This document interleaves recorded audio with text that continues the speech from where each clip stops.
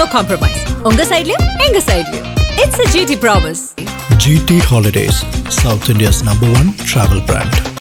அடமானத்தில் இருக்கும் தங்க நகையை மீட்டு மார்க்கெட் விலையில் உடனடியாக விற்க சிறந்த வழி பிரைம் கோல்ட் ஹப். தொடர்புக்கு 9845551787. தங்கத்தை மட்டுமல்ல உங்கள் தன்னம்பிக்கையையும் மீட்டுத் தருகிறோம். டிடிவி வெளியேறியது, ஓபிஎஸ் வெளியேறியது, சசிகலாவின் மௌனம், அவங்களுமே கொஞ்சம் அமைதி காட்பது, செங்கோட்டையன் இந்த ரோல் எல்லாம் அண்ணாமலை இருப்பதாக ஒரு செய்தி பரவி. இந்த அணி பலவீனமடையும். இந்த அணி டெல்டாவிலும் தெற்கிலும் தோக்கும். இந்த அணி தோல்வியை தழுவும். வெயிட் செய்யுங்க. ரெண்டாவது ஓபிஎஸும் டிடிவியும் இல்லைன்னா சார், நான் ஒரு நிமிஷம், நீங்க ஒன்னும் புரிஞ்சுக்க மாட்டேன்றீங்க. இருக்கிற அலையன்ஸ்ல இருந்து 2 பேர் கேண்டி விட்டா உங்களுக்கு செல்வாக்கு கூடிடுமா? இன்னொன்னு நான் கேட்கவா? ஏதாவது சிந்திங்க. சிந்திக்காம பேசிட்டு இருக்காதீங்க. திரு எடப்பாடி பழனிசாமி தான் கற்பனை உலகத்துல சஞ்சரிக்கிறாருன்னா நீங்களும் சஞ்சரிக்காதீங்க. ஏன் என்டிஏ கூட்டணியில இருந்து ஓபிஎஸ் விலகினார், இப்போ வந்து டிடிவி தினகரன் விலகி இருக்கார், இவங்கெல்லாம் என்ன பிளான்ல இருக்காங்க சார்? திரு எடப்பாடி பழனிசாமியிடம் நீங்கள் அந்த அளவுக்கு பணிந்து போக வேண்டிய அல்லது இணக்கமாக செல்ல வேண்டிய அவசியம் என்ன? எடப்பாடி இல்லைன்னா அந்த வண்டி சரியா ஓடாதுன்னு நினைக்கிறாங்க பிஜேபி. விஜய் பக்கத்திலே அனுபவசாலிகள் இல்லை. முசி ஆனந்த் தான் இருக்கிறார்.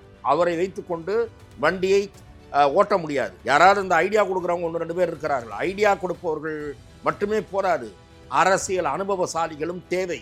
அதை விஜய் சரியான புள்ளியில் உணர்ந்து கொண்டால் இவர்களை வைத்து அவர் காய் நகர்த்த முடியும். உள்துறை எல்லாம் கூட்டிட்டு வந்து இங்க உட்காந்து வேலையை முடிச்சுட்டு போனாரு. ஆனாலும் டிடிவி தினகரன் ஓபிஎஸ் எல்லாம் தேவையில்லைன்னு அமித்ஷாவே நினைக்கிறாரோ? ஒரு வேலை எடப்பாடி விடுங்க, அமித்ஷாவே பிஜேபியே வேண்டாம். நீங்கள் வந்து கூறிய ஒரு வாசகத்தை நான் வன்மையாக ஆட்சேபித்து விரும்புகிறேன். உள்துறை அமைச்சத்தை கூட்டி விட்டு வந்தாரெல்லாம் சொல்லாதீர்கள். நாட்டிலே தீவிரவாதம் எங்கெங்கெல்லாம் இருக்கிறதோ அது பாரதிய ஜனதா ஆட்சியில் தான் நசுக்கப்பட்டிருக்கிறது. சார், இருக்கிறது விஜய் ஆப்ஷன் ஒண்ணு சார். அடுத்து அப்படி விஜய் ஆப்ஷனை நோக்கி இவங்கெல்லாம் போனால் அது பலம் பொருந்தியதாக மாறுமா என்ன? ஒரு பெரிய மெகா கூட்டணி. அதிமுக வாக்கு வங்கியில் பலத்த சரிவு ஏற்படும். விஜயை அதிகமாக பாராட்டுகிறார், தாவேகாவை அதிகமாக பாராட்டுகிறார் டிடிவி தினகரன். விஜயகாந்த் மாதிரி ஒரு தாக்கத்தை விஜய் ஏற்படுத்துவார்னு சொல்றாரு. விஜயோட அலைன்ஸ் போறதுக்கு டிடிவி தயாரா இருக்காரோ? ஒருவேளை அது எனக்கு தெரியாது. ஆனால் திரு விஜயகாந்த் அவர்களை விட கூடுதல் தாக்கத்தை திரு விஜய் ஏற்படுத்துவார் என்று மட்டும் என்னால் சொல்ல முடியும். நிர்மலா சீதாராமன் அவர்கள் ஒரு நிர்வாகிகள் கூட்டத்தை நடத்துறாங்க. அத்தனை பேருமே பிரசிடண்டாங்க. அண்ணாமலை மட்டும் ஆப்சென்ட்.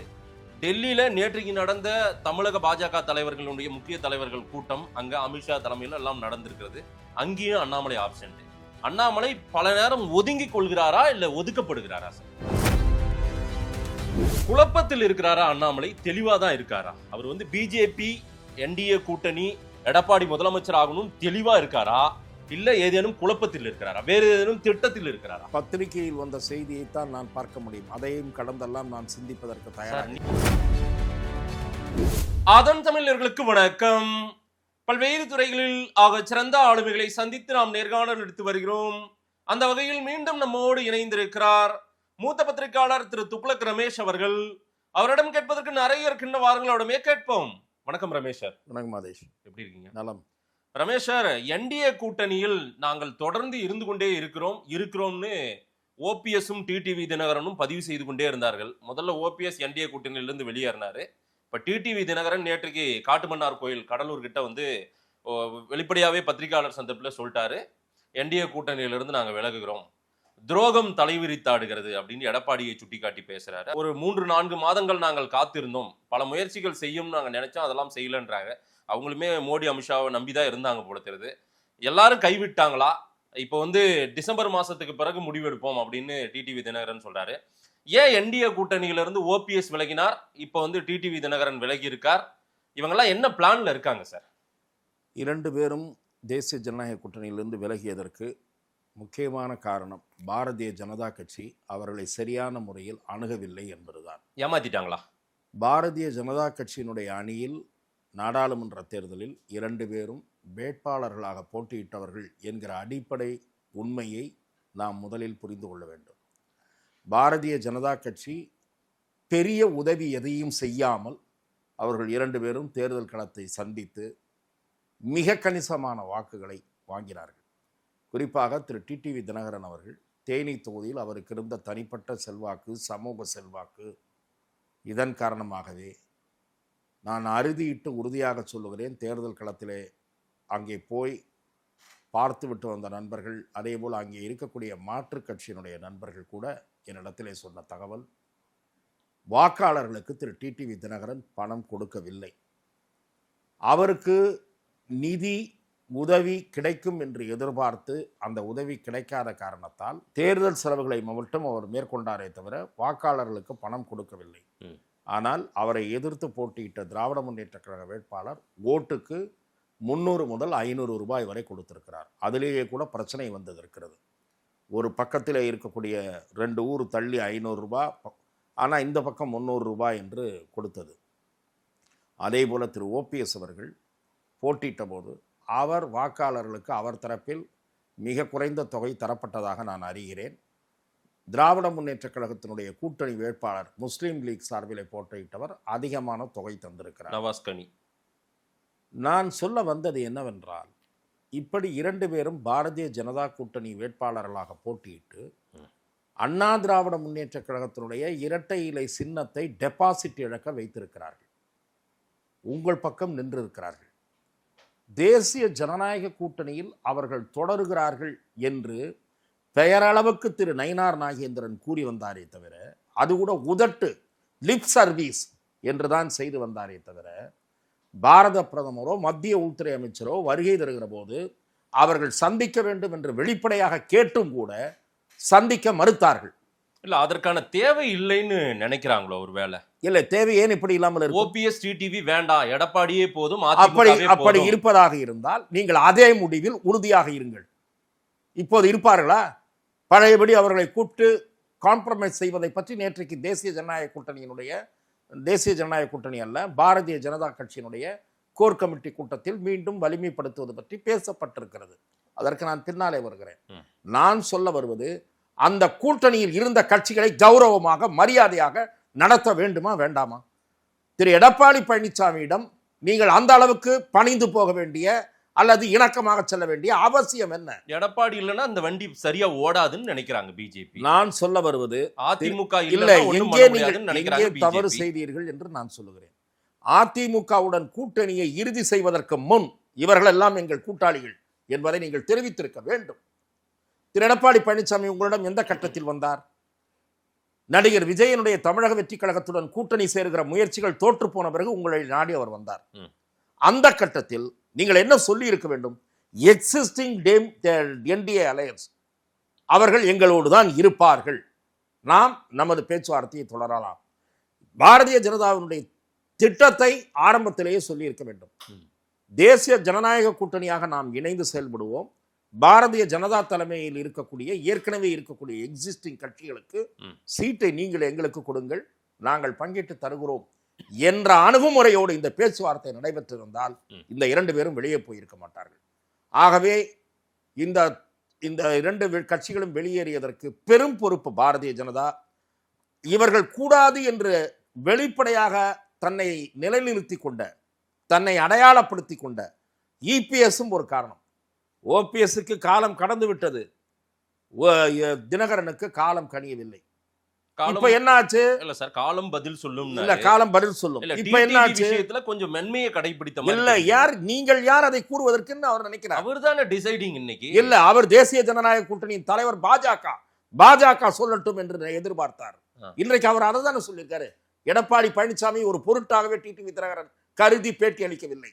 அவருடைய பேட்டியை நீங்கள் மிக நுட்பமாக கவனித்தால், நாங்கள் தேசிய ஜனநாயக கூட்டணியில் இடம்பெற்றிருந்தோம். எதனால் இடம்பெற்றிருந்தோம்?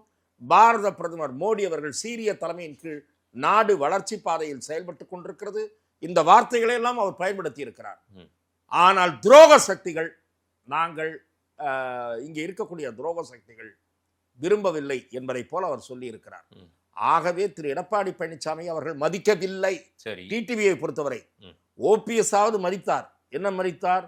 அதிமுக ஒன்றுபட்டால் தான் பழைய வலிமை பெறும், எனக்கு எந்த பொறுப்பும் வேண்டாம் என்று அவர் சொல்லிக் கொண்டே இருந்தார். ஓபிஎஸ் விஷயத்திலும் பாஜக ஒரு முடிவுக்கு வரவில்லை. ஆகவே ஓபிஎஸ் டிடிவி 2 பேரும் வெளியேறியதற்கு பெரும் பொறுப்பு பாஜகவினுடையது, ஒரு பகுதி பொறுப்பு எடப்பாடி பழனிசாமியினுடையது. அந்த அணி வலிமை இன்றைக்கு இனிமேல் என்ன முயற்சி எடுக்க போகிறார்கள் என்று தெரியவில்லை. டிசம்பரில் எடுக்கிறோம், ஜனவரியில் எடுக்கிறோம் என்றால் அப்படியே ஓய்வெடுத்துக் கொண்டு இருக்க வேண்டியதுதான். தேர்தல் நெருங்கி கொண்டிருக்கிறது. Yeah. பல காட்சிகள் மாறிக்கொண்டிருக்கின்றன. புதிய பிளேயராக நடிகர் விஜய் உள்ளே இருக்கிறார்.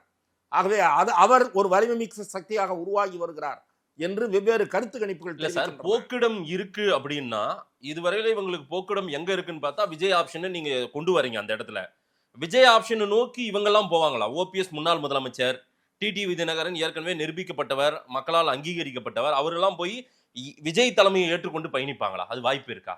அதுவும் ஒரு வாய்ப்பு இருக்கிறது, இல்லை என்று நாம் கூற முடியாது. அவர்களுக்கு வேறு வாய்ப்புகளும் இருக்கலாம். இப்போது திரு செங்கோட்டையன் கழகக்கொடியை உயர்த்தி இருக்கிறார். திரு செங்கோட்டையன் என்ன அறிவிக்க போகிறார், இதே டோனில் தான் அறிவிக்க போகிறார் என்று எனக்கு தகவல். அதிமுக வலிமை பெற வேண்டும் என்றால் மீண்டும் பிரிந்து போனவர்கள், நீக்கப்பட்டவர்கள் சேர்க்கப்பட வேண்டும் என்று காலக்கெடுவுடன் அவர் நிபந்தனை விதிக்க கூடும் என்று நான் கேள்விப்படுகிறேன். அவர்களெல்லாம் சேர்ந்து செயல்படக்கூடிய சூழலும் உருவாகலாம். சோ இப்போ செங்கோட்டையன் போர்க்கொடி, செங்கோட்டையன், டிடிவி தினகரன், ஓபிஎஸ், சசிகலா எல்லாரும் ஒரே நேர்கோட்டு பாதையில் நிக்க போறாங்களா? ஒரே நேர்கோட்டு பாதையில் வருவதற்கு வாய்ப்புகள் அதிகம் இருப்பதாக நான் பார்க்கிறேன். அதாவது கெடு விதிப்பாங்க. பிஜேபியோடு மீண்டும் சமரச பேச்சுவார்த்தைக்கு ஏதேனும் அவங்க வந்தா பேச்சுவார்த்தை நடத்துவாங்க, இல்லனா விஜய் நோக்கி போவாங்கன்றீங்களா? நிச்சயம் அதற்கான வாய்ப்பு இருக்கிறது என்று நான் கருதுகிறேன். இல்லை என்றால் அவர்களுக்குள்ளேயே கூட 1-2 பேர் திராவிட முன்னேற்ற கழகத்தின் பக்கம் பார்வையை திருப்பக்கூடும். இதுல யாரு அந்த மாதிரி திமுக கூட போனா ஓபிஎஸ்க்கே வேல்யூ இல்லாம போயிடும். இல்ல, நீங்கள் நான் அதை சொல்ல விரும்பவில்லை. நான் சொல்லல சார், வெகுஜன மக்கள் திமுக நான் சொல்லுகிறேன். நான் சொல்லுகிறேன் சார், திரு ஓபிஎஸ் அவர்களோடு நான் நெருங்கிய தொடர்பில் இருப்பவன். அதிகாரபூர்வமற்ற உரையில் அவருடைய அணியைச் சேர்ந்தவர்களோடு பேசக்கூடியவன். நான் திரு ஓபிஎஸ் என்று குறிப்பிடவே இல்லை, நீங்கள் தான் குறிப்பிட்டீர்கள். திராவிட முன்னேற்ற கழக அணியில் இடம்பெறுபவர்களுக்கு அம்மா அவர்களோடு, எம்ஜிஆர் அவர்களோடு பயணித்தவர்கள் யார் போனாலும் அவர்களுக்கு அது கரையாகத்தான் இருக்கும். அவர்களுடைய அரசியல் வாழ்வு பிரகாசமாகலாம், அதை நீங்கள் அலட்சியப்படுத்த முடியாது. அரசியல் வாழ்வு பிரகாசமாகலாம். அதற்கு எடுத்துக்காட்டு செந்தில் பாலாஜி, ஏவா வேலு, ஜெகத் ரட்சகன், அங்கே போனவர்கள், முத்துசாமி, அவர்களெல்லாம் வெவ்வேறு காலகட்டங்களில் திராவிட முன்னேற்ற கழகத்திற்கு போனவர்கள் தான். முக்கிய பொறுப்புகளில் அவர்கள் தகுதி திறன் அறிந்து அமர்த்தப்பட்டிருக்கிறார்கள். நான் சொல்வது அவர்களும் வலை வீசக்கூடும், இவர்கள் போவார்கள் என்று நீங்கள் அப்படி மட்டும் பார்க்கக்கூடாது. அதிமுகவுக்குள் ஒரு சலசலப்பு உருவானால் அவர்களும் வலை வீசக்கூடும். விஜயும் இது குறித்து சிந்திக்கக்கூடும். விஜய் பக்கத்திலே அனுபவசாலிகள் இல்லை, முசி ஆனந்த் தான் இருக்கிறார். அவரை வைத்துக்கொண்டு வண்டியை ஓட்ட முடியாது. யாராவது இந்த ஐடியா கொடுக்குறவங்க 1-2 பேர் இருக்கிறார்கள். ஐடியா கொடுப்பவர்கள் மட்டுமே போராது, அரசியல் அனுபவசாலிகளும் தேவை. அதை விஜய் சரியான புள்ளியில் உணர்ந்து கொண்டால் இவர்களை வைத்து அவர் காய் நகர்த்த முடியும். விஜய் பார்த்து நம்ம அடுத்து கேட்கிறேன் சார். ரொம்ப முக்கியமா அமித்ஷா 1 வருடத்துக்கு முன்பே அதிமுகவோடு கூட்டணி வச்சாரு. உள்துறை எல்லாம் கூட்டிட்டு வந்து இங்க உட்காந்து வேலையை முடிச்சுட்டு போனாரு. ஆனாலும் டிடிவி தினகரன், ஓபிஎஸ் எல்லாம் தேவையில்லைன்னு அமித்ஷாவே நினைக்கிறாரோ? ஒரு வேலை எடப்பாடி விடுங்க, அமித்ஷாவே பிஜேபியை வேண்டாம். நீங்கள் கூறிய ஒரு வாசகத்தை நான் வன்மையாக ஆட்சேபிக்க விரும்புகிறேன். உள்துறை அமைச்சகத்தை பூட்டி விட்டு வந்தாரெல்லாம் சொல்லாதீர்கள். நாட்டிலே தீவிரவாதம் எங்கெங்கெல்லாம் இருக்கிறதோ அது பாரதிய ஜனதா ஆட்சியில் தான் நசுக்கப்பட்டிருக்கிறது. மன்மோகன் சிங் அரசின் மென்மையான போக்கை, தீவிரவாத அமைப்புகளுடன் பேச்சுவார்த்தை நடத்துகிற போக்கை கையாண்டது. அதெல்லாம் நீங்கள் கொஞ்சம் பின்போக்கி ஹிண்டு பேப்பர் அதெல்லாம் தேடினீங்கன்னா தெரியும் மன்மோகன் சிங் ஆட்சி எந்த லட்சணத்தில் செயல்பட்டதுன்றதெல்லாம் கொஞ்சம் தெரிஞ்சுக்கிட்டு பேசுங்க. இவங்க மூட்டைப்பூச்சியை நசுக்குவதை போல் நசுக்குகிறார்கள் தீவிரவாத அமைப்புகளை. யாருடைய பீரியட்ல? ஹோம் மினிஸ்டர் அமித்ஷாவும் டிஃபென்ஸ் மினிஸ்டர் ராஜ்நாத் சிங் இருக்கிற பீரியட்ல தான் காங்கிரஸ் வருடி கொண்டிருந்தது. அனில் முருகை ஒடுவதை தனி சப்ஜெக்ட் சார். இவர் அலைன்ஸ் ஆகவே நீங்கள் அவ்வாறு பேசியதை நான் வன்மையாக ஆட்சேபிக்கிறேன். என்ன அமித்ஷா அவர்கள் வந்தார் பேசினார் என்றதெல்லாம் இருக்கட்டும். நான் என்ன கேட்கிறேன், அதிமுக கூட்டணிக்கு அதிமுகவுடன் தான் கூட்டணி என்ற முடிவெடுப்பதாக இருந்தால் என்னை விடுவித்து விடுங்கள் என்று கூறியதன் அடிப்படையில் தான் திரு அண்ணாமலை அவர்கள் மாற்றப்பட்டு திரு நயினார் நாகேந்திரன் அமர்த்தப்பட்டார். இது அண்ணாமலையே சொன்ன ஸ்டேட்மெண்டா? திரு அண்ணாமலை அவர்கள் ஏற்கனவே கட்சியினுடைய ஊழியர் கூட்டத்தில் பேசி பதிவாகி இருக்கிறது தினத்தந்தி பத்திரிகை. சரி, அதிமுகவோட கூட்டணி வச்சா நான் விலகிடுவேன் அப்படின்னு சொன்னார். நீங்கள் படித்த ஒருவேளை நினைவில் இல்லாமல் நினைவில் இருக்கு, அப்படி சொன்னார் அல்லவா? ஆகவே அதன் காரணமாக அவர் விடுவிக்கப்பட்டிருக்கலாம். ஏன்னா இங்க இருக்கிற சில கம்பு சுத்துறவங்க, திமுக சொம்பு சுத்துறவங்கலாம் என்ன பண்றாங்கன்னா அண்ணாமலை நீக்கிட்டாங்கன்னு அதிமுகவை திருப்திப்படுத்துவதற்காக பேசுபவர்களும் அதை பேசிக் கொண்டிருக்கிறார்கள். அப்படி நடைபெறவில்லை. அதை நான் மீண்டும் ஒரு முறை தெளிவுபடுத்துகிறேன். ஆகவே அவரை மாற்றிவிட்டு திரு நயினார் நாகேந்திரனை தலைவராக நியமித்தார்கள். நீங்கள் ஒரு நிமிஷம் ஒரு விஷயத்தை யோசிக்கணும். அதிமுகவோட இணக்கமாக போகிறதுக்கு தானே இவரை நியமிச்சாங்க. இவர் ஒரு எக்ஸ்பீரியன்ஸ் பர்சன் தானே. மந்திரியாக இருந்தவர், எம்எல்ஏவாக இருக்காரு, ஏடிஎம்கேல மந்திரியாக இருந்தவர். ஏடிஎம்கேனுடைய அத்தனை முன்னணி தலைவர்களையும் பழக்கம். அவர் ஏன் எந்த ஒற்றுமைக்கும் எந்த வலிமைப்படுத்துகிற முயற்சியிலையும் என்ன ஈடுபட்டார்? அவர் பொறுப்பேற்றதுலேருந்து ஏதாவது வெளிப்படையான சம்பவம் உண்டா? ஓபிஎஸ்ஐ சந்தித்து பேசினாரா? டிடிவியை சந்தித்து பேசினாரா? அவசரப்படாதீர்கள் கூட்டணியில் இருங்கன்னு சொன்னாரா? இவர் காரில் போகும்போது மைக்கை நீட்டுவாங்க, அப்பதான் சொல்லுவாரா? நயினார் நாகேந்திரன் அவர்களுடைய தரப்பிலையும் எந்த விதமான முயற்சியும் எடுக்கப்படவில்லை. ஆகவே எல்லாவற்றையும் அமித்ஷா நான் முன்ன இருந்து திரும்ப ஒரு கேள்வி கேட்கிறேன். அதற்கான தேவை வேண்டாம் இல்ல நமக்கு வேண்டாம் என்றால் இந்த அணி பலவீனம் அடையும். இந்த அணி டெல்டாவிலும் தெற்கிலும் தோக்கும். இந்த அணி தோல்வியை தழுவும். வெயிட் செய்யுங்க. ரெண்டாவது ஓபிஎஸும் டிடிவியும் இல்லனா சார், நான் ஒரு நிமிஷம், நீங்க ஒண்ணு புரிஞ்சுக்க மாட்டேன்றீங்க. இருக்கிற அலையன்ஸ்ல இருந்து 2 பேர் கேண்டி விட்டா உங்களுக்கு செல்வாக்கு கூடிடுமா? இன்னொன்னு நான் கேட்கவா? ஏதாவது சிந்திங்க. சிந்திக்காம பேசிட்டு இருக்காதீங்க. திரு எடப்பாடி பழனிசாமி தான் கற்பனை உலகத்துல சஞ்சரிக்கிறாருன்னா நீங்களும் சஞ்சரிக்காதீங்க. திரு அமித்ஷா சொன்னாரு, அதுல கணக்குல பிழை இருக்குன்னு கூட ஒரு குறைந்தபட்ச சிந்தனை கூட அந்த கணக்கு ஏன் இப்ப அமித்ஷா சொல்லல எடப்பாடி? இருங்க சார், இப்ப அமித்ஷாவே அதை அக்செப்ட் பண்ணி அவர் எல்லாத்தையும் சொல்ல வேண்டியது. 4 மாசம் நான் காத்திருந்தேன் டிடிவி இன்னைக்கு சொல்றாரு. நான் இப்ப அதுக்கு தான் கேட்டேன், அதுக்கு உங்ககிட்ட பதில் இல்ல. நான் இப்ப சொல்றேன், நயினார் நாகேந்திரன் செய்ய வேண்டிய வேலை என்ன? அமித்ஷாவே முடிவெடுக்கலன்ற மாதிரி தான் அவர் சொல்றாரு. டெல்லிக்காக நாங்க காத்திருந்தோம். யார் நயினார் நாகேந்திரன் சொன்னாரா? என்ன சொன்னாரு? டிடிவி சொன்னாரு. நயினார் நாகேந்திரன் என்ன வேலை செஞ்சாருன்னு நான் கேக்குறேன் சார். இன்னொன்னு இருங்க, ஹை கமாண்ட் அவங்க சொன்னாதான் சார் நயினார் அதை மூவ் பண்ணுவாரு சார். அவர் சொன்ன கேஸ் தனி. நீங்க ரெண்டுத்தையும் போட்டு ஒரே குழப்பம் சார். இதுல அமித்ஷா ரோல் தான் ரொம்ப முக்கியமானது சார். நான் ஒரு நிமிஷம் இருங்க. அமித்ஷா விரும்பல போல. இல்ல இப்ப நீங்க ஒரு தப்பு கணக்கு பேசிட்டு இருக்கீங்களா? எடப்பாடி ஒரு ஆகப்பெரிய செல்வாக்கான தலைவர்னு சொல்லிட்டு இருக்கீங்களா? அப்படி சொல்ல நீங்களா? இல்ல நீங்க தான் சொல்றீங்க. 18+21 39ன்னு திரு அமித்ஷா கூறினார்ல, சொன்னார்ல. அந்த 39ல தேமுதிக இல்லையா? உங்களோட கூட்டணியில இருந்தது. அதை கழிக்க வேணாமா? அததான் நான் அமித்ஷா இருங்க வர சொன்னேன். அதை கழிக்க வேணாமா? கழிக்கணும்ல. அதே மாதிரி பாமக இருந்தது, அதை கழிக்க வேணாமா? கழிக்கணும் வேணாமா? ஓபிஎஸ் டிடிவி இருந்தாங்களா, அதை கழிக்க வேணாமா? அப்புறம் எங்க 39 கிழிக்கும்? யாருக்கு? அமித்ஷாவுக்கு சொல்றீங்க? இல்ல அது எடப்பாடி பழனிசாமி சொல்றாரு. எடப்பாடி சொல்ல அமித்ஷா சொல்றாரு. இல்ல அதிமுகவும் சொல்லுது. இத வேணா டிரான்ஸ்லேட் பண்ணி அமித்ஷாவுக்கு அனுப்புவோம். இல்ல பாருங்க துக்ளக். இல்ல நீங்கள் ஏதாவது நான் சொல்லுவதை நீங்க பேசுங்க, நீங்க புரிஞ்சிட்டு பேசுங்க. திரு எடப்பாடி பழனிசாமியும் எங்களுக்கும் அவர்களுக்கும் நீங்க சொன்னதையே வசதியா எடப்பாடி பழனிசாமி விட்டுட்டு பேசாதீங்க சார். நான் ஒண்ணு சொல்றேன். அவர் சொன்னாரா இல்லையா சார்? எங்களுக்கும் திமுகவுக்கும் 1% 2% தான் வித்தியாசம். ஆமா சொன்னார். சட்டசபையிலையும் அதான், நாடாளுமன்ற தேர்தலையும் அதான் சொன்னார்ல. நாடாளுமன்ற தேர்தல் அதான், இதெல்லாம் கழிக்க வேணாமா நான் கேட்கிறேன். அதனாலதான் நான் பொதுவா சொல்றேன், அதிமுக பாஜக கூட்டணி கணக்கு தவறான கணக்குன்றேன். உங்களுடைய கூட்டணி பலவீனம் அடைந்து வருகிறது. முதல்ல அதை தெளிவா புரிஞ்சுக்கிட்டு அதை ஹைலைட் பண்ணுங்க. இருங்க, அதிமுக பாஜக கூட்டணியில் இருந்த கட்சிகள் இப்போது இல்லை. பாமக இல்லை, தேமுதிக இல்லை, ஓபிஎஸ் இல்லை, டிடிவி இல்லை. அதனால் தோற்கும் என்கிறேன் நான். தோற்குன்ற முடிவுக்கே வந்துட்டீங்க. ஏன் அமித்ஷா மறுபடியும் நீங்க தான் ஏதோ இப்ப உள்ள இருக்க கூட்டத்துல டெல்லியில நேத்துக்கு வந்து ஒரு காம்ப்ரமைஸுக்கு போலாம். நான் அதனால தான் சொல்லிட்டு இருக்கேன், திரும்ப தெளிவா சொல்லியிருக்கேன். உங்களிடம் வெவ்வேறு நேர்காணலில் சொல்லியிருக்கேன், இப்பயும் சொல்றேன். இந்த கட்சிகள்லாம் சேர்ந்தாதான் வெற்றி, இல்லைன்னா வெற்றி வாய்ப்பு இல்லை.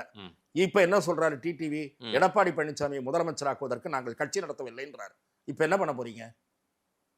ஆகவே ஒரு அலையன்ஸ் கேள்விக்குறியாயிருச்சு. அதே மாதிரி ஓபிஎஸ் அவர் வந்து ஒரு கூட்டணி கட்சியாக இருக்க விரும்பவில்லை. அடுத்த அலையன்ஸ், அடுத்த ஆளு காலி. தேமுதிக ராஜ்யசபா சீட்டு கொடுக்கல. இன்னைக்கு துரோகின்னு சொல்லலன்ற அந்த வார்த்தைக்கு தான் மறுத்து தெரிவிச்சிருக்காங்க. ஆனால் எழுத்து வடிவில் கையெழுத்து கொடுத்திருக்காங்க. அதை நான் வெளியிட்டால் அவர்களுக்கு தான் அசிங்கம் சொன்னாங்க. Right sir. இன்னைக்கு நாங்க அப்படி நான் பேசவே அது பேசினாங்க. அதுக்கு ஆடியோ இருக்கு. எழுத்து வடிவில் கையெழுத்து போட்டு கொடுத்ததை நான் வெளியிட விரும்பவில்லை அப்படின்னு சொன்னதுக்கு ஆடியோ இருக்கு. துரோகம்ன்ற வார்த்தையை முதுகில் குத்தி விட்டார்கள் தான் நான் சொல்லாத வார்த்தையை பயன்படுத்தியிருக்காங்கன்னு சொல்றாங்க. அவர்களை கூட்டணிக்குள் கொண்டு போகிற முயற்சியில் திமுக ஈடுபட்டுள்ளது. ஆக அந்த தேமுதிக அவுட்டு. யாரை வச்சுட்டு ஜெயிக்க போறீங்க? பாட்டாளி மக்கள் கட்சி 2ஆ உடைஞ்சிருக்கு. எப்படி ஜெயிப்பாருன்னு சொல்லுங்களேன் நீங்க எனக்கு தயவு செஞ்சு. ஆகவே அதாவது திரு எடப்பாடி பழனிசாமி மண் குதிரைன்னு சொல்லக்கூடாது, தமிழ் தெரிஞ்சவங்க சொல்ல மாட்டாங்க. மண் குதிரை நம்பி ஆற்றில் இறங்காதீர்கள், அதுதான் சரியான சுற்றுடர். ஆகவே வலிமையான கூட்டணி வரும் என்கிற கற்பனையான வாதத்தை தொடர்ந்து அதிமுக முன்வைத்துக் கொண்டிருக்கிறது. அந்த வலையில் பாரதிய ஜனதாவும் விழுந்து கொண்டிருக்கிறது. பாரதிய ஜனதாவும் அதற்கான முயற்சி எடுக்கவில்லை. அவர்களுக்கும் அந்த பொறுப்பு இருக்கு. இங்கே இருக்கக்கூடிய திரு நயினார் நாகேந்திரன் எல்லாம் மேல இருக்கவும் பார்த்துக்குவார்னா, நீங்கள் மாநில தலைவர், நீங்கள் எதற்கு? ஆகவே அவரும் எந்த ஒரு முயற்சியும் எடுப்பதாக தெரியவில்லை. எல்லாம் இருப்பாங்கன்னு மீடியாக்காரர்களிடம் சொல்லி கொண்டிருக்கிறீர்களே தவிர யாரும் களத்தில் இறங்கி கூட்டணியை வலிமைப்படுத்துகிற வேலையை செய்யவில்லை. அமித்ஷாவுடைய வியூகம் தமிழ்நாட்டுல எல்லாம் எடுபடுற மாதிரி தெரியலையே சார். பாருங்க, இதெல்லாம் பார்த்தாவே நீங்களே வந்துட்டீங்க. திரு ரமேஷ் அவர்கள் பார்வையே இது பலமான கூட்டணியா இருக்க போறதுல போலதான் தெரியுது. நான் சொல்லவில்லை. நான் என்ன சொல்லுகிறேன் என்றால், காலம் கடந்த முயற்சிகளை பாரதிய ஜனதா மேற்கொண்டு பயனில்லை. சரி, இங்கே இருக்கக்கூடிய தமிழக பாஜகவா நேற்றுக்கு என்ன அறிவுரை சொல்றாரு? நீங்க முதல்ல ஒத்துமையா இருங்க, தமிழக பாஜகவில் ஒற்றுமை இல்லைன்றாரு, பூசல் இருக்கிறது, அதை சரி பண்ணணும்ன்றாரு. அந்த இஷ்யூவையும் பேசியிருக்கிறார். எதற்காக சொல்லுகிறேன் என்றால், ஒரு சரியான திட்டமிடலுடன் வியூகத்துடன் அதிமுகவும் செயல்படவில்லை, பாஜகவும் செயல்படவில்லை. அதுதான் யதார்த்த நிலை.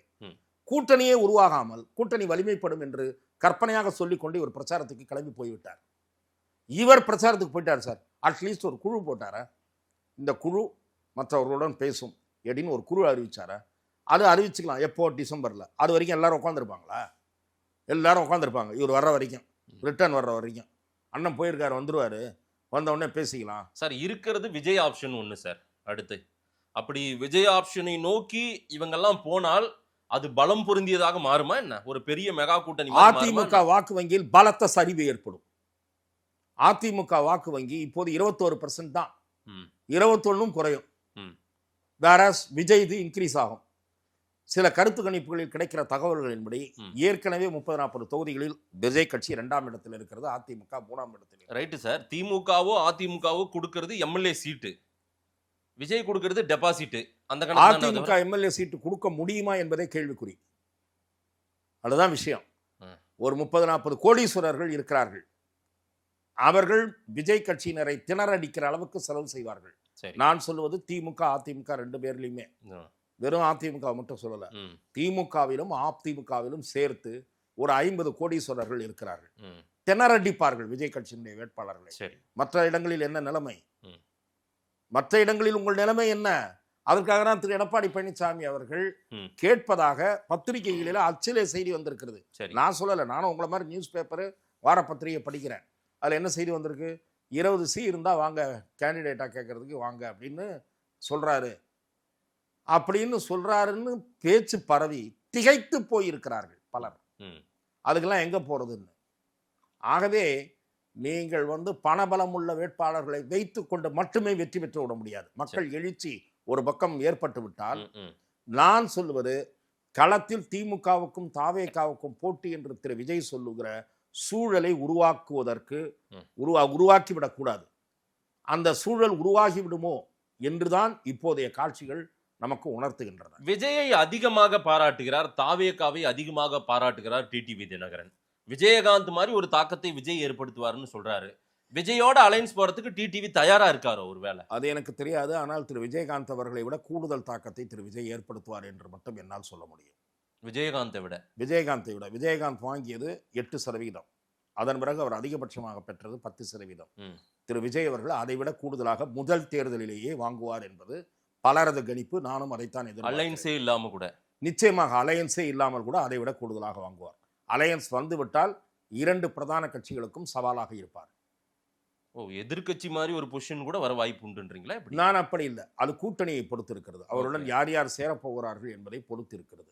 அலையன்ஸே இல்லாவிட்டாலும் விஜயகாந்த் வாங்கியதை விட கூடுதலாக வாங்குவார். டிடிவி வெளியேறியது, ஓபிஎஸ் வெளியேறியது, சசிகலாவின் மௌனம், அவங்களுமே கொஞ்சம் அமைதி காட்பது, செங்கோட்டையன் இந்த ரோல் எல்லாம் அண்ணாமலை இருப்பதாக ஒரு செய்தி பரவிட்டு இருக்கு சார்.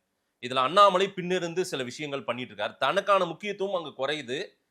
எடப்பாடி அவங்க முதல்வர் ஆக்கிடக்கூடாது. எடப்பாடிக்காக அவங்க பிரச்சாரம் பண்ணி எடப்பாடி பக்கத்துல நம்பி இருக்கிறது நல்லதில்லை. அதனால நீங்கெல்லாம் எடப்பாடிக்கு எதிராக நில்லுங்க அப்படின்னு அண்ணாமலை பின்னிருந்து இவங்களை எல்லாம் இயக்குகிறார் அப்படின்ற ஒரு பார்வையும் சொல்றாங்களே. இப்படிப்பட்ட வதந்திகள் திட்டமிட்டு சிலரால் விதைக்கப்படலாம். ஆனால் இதை ஒரு வதந்தி என்றுதான் நான் சொல்லுவேன். அடிப்படை ஆதாரமற்ற கூற்று என்றுதான் நான் இதை. ஏற்கனவே ஓபிஎஸ்காகவும் டிடிவி தினகரனுக்காகவும் எடப்பாடியை எதிர்த்து பிரச்சாரத்தில் பேசியிருக்கிறார் அண்ணாமலை கடந்த காலங்கள்ல.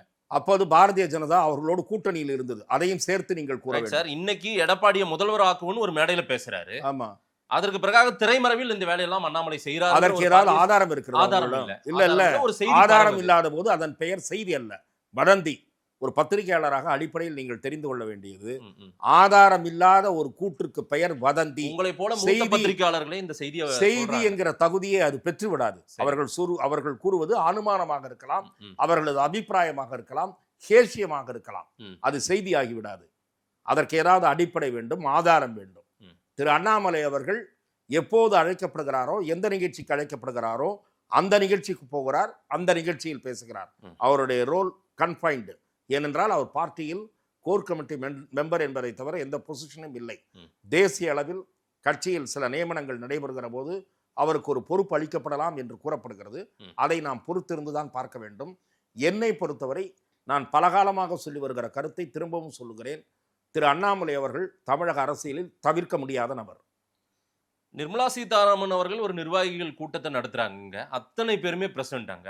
அண்ணாமலை மட்டும் ஆப்சென்ட்.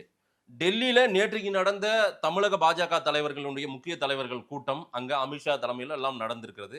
அங்கேயும் அண்ணாமலை ஆப்சென்ட். அண்ணாமலை பல நேரம் ஒதுங்கிக் கொள்கிறாரா இல்ல ஒதுக்கப்படுகிறாரா சார்? அவர் ஒதுக்கப்படவும் இல்லை, ஒதுங்கிக் கொள்ளவும் இல்லை.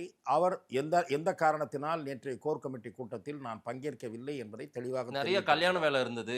ஆமா, நிச்சயமாக சில எனக்கு எல்லாத்துக்கும் தெரிந்து 2-3 திருமண நிகழ்ச்சிகளுக்கு சென்றார். ம். அதன் பிறகு அவர் கோயிலுக்கு போயிருக்கிறார்.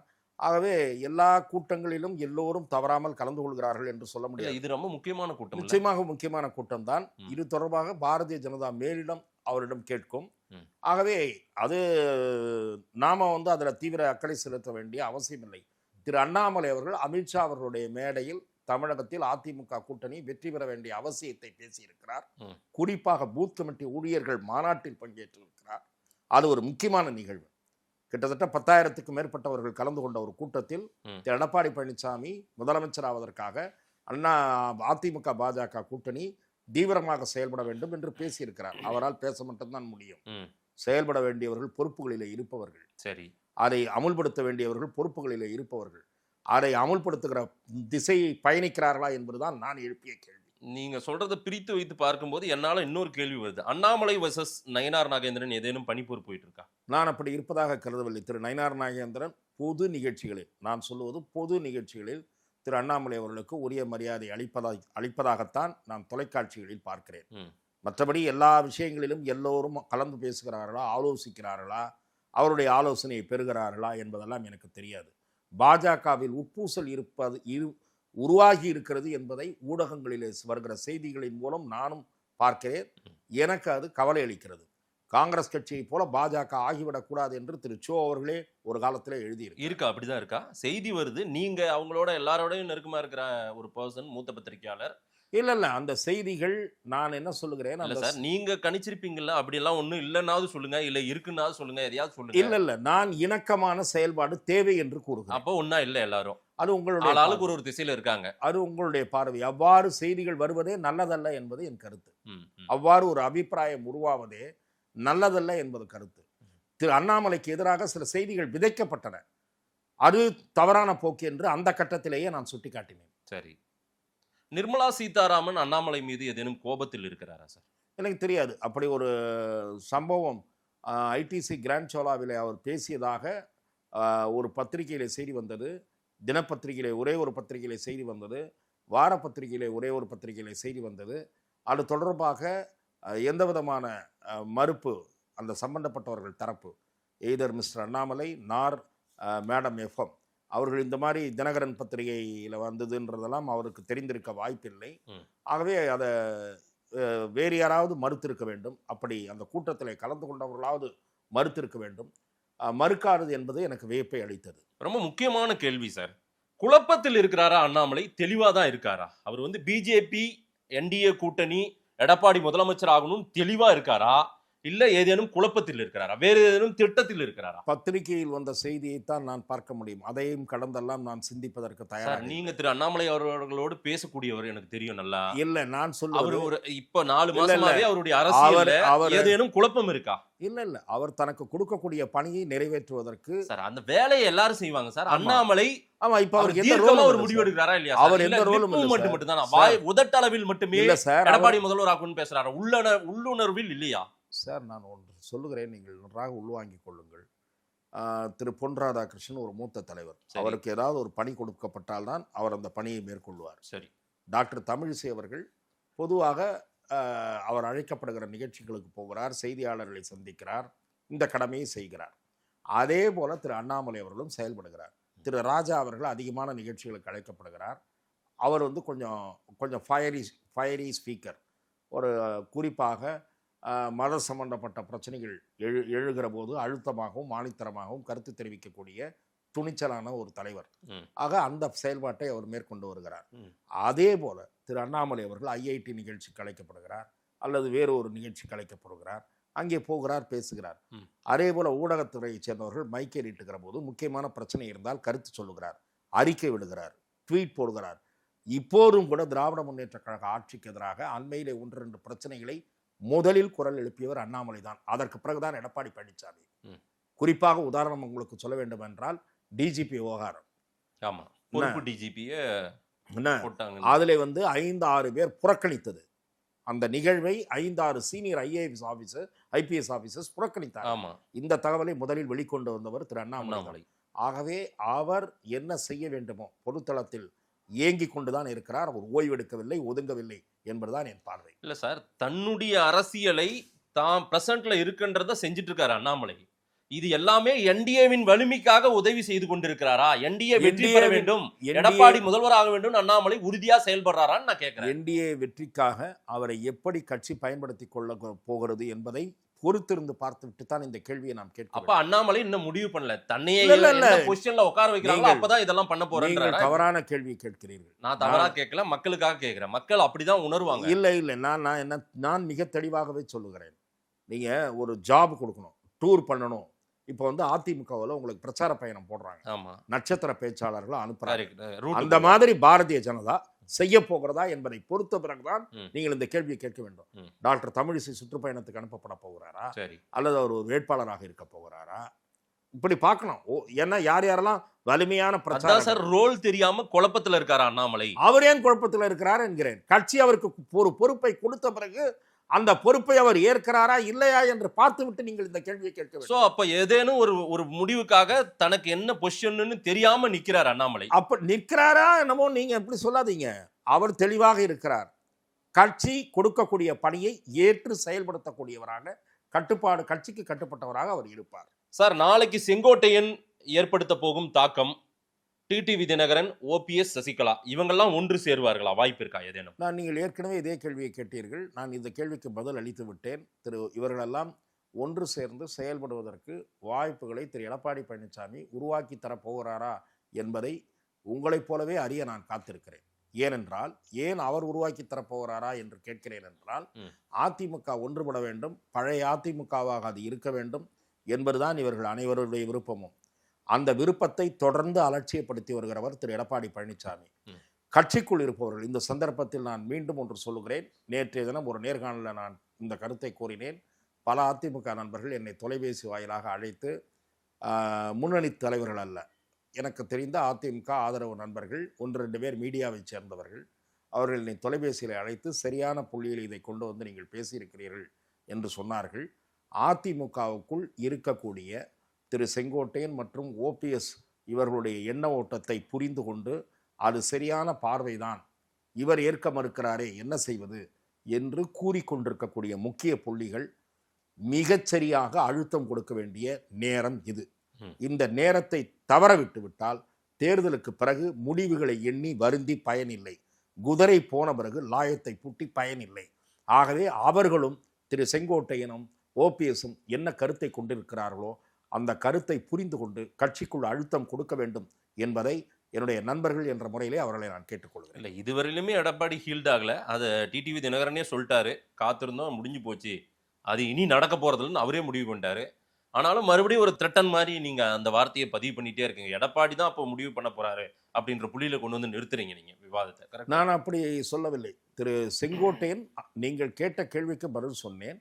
திரு செங்கோட்டையன் இவர்களோடு இணைந்து செயல்படக்கூடிய சூழல் உருவாகுமோ என்றுதான் நான் பார்க்கிறேன். பார்க்கலாம் சார், நிறைய விஷயங்கள் நீங்க சொல்லியிருக்கீங்க. டிடிவி, ஓபிஎஸ், சசிகலா, செங்கோட்டையன் ஓர் அணியில் இவங்கெல்லாம் ஒன்று சேர்ந்து இணைவதற்கான வாய்ப்பை இபிஎஸ் ஏற்படுத்தி விடுவாரோ என்ற ஒரு பார்வையை நீங்க சொல்றீங்க. அப்படி இணைவதோடு நிறுத்தாமல் விஜய் பக்கமும் நகர்வது என்று முடிவெடுத்தால் அதிமுக ஆட்டம் காணும்.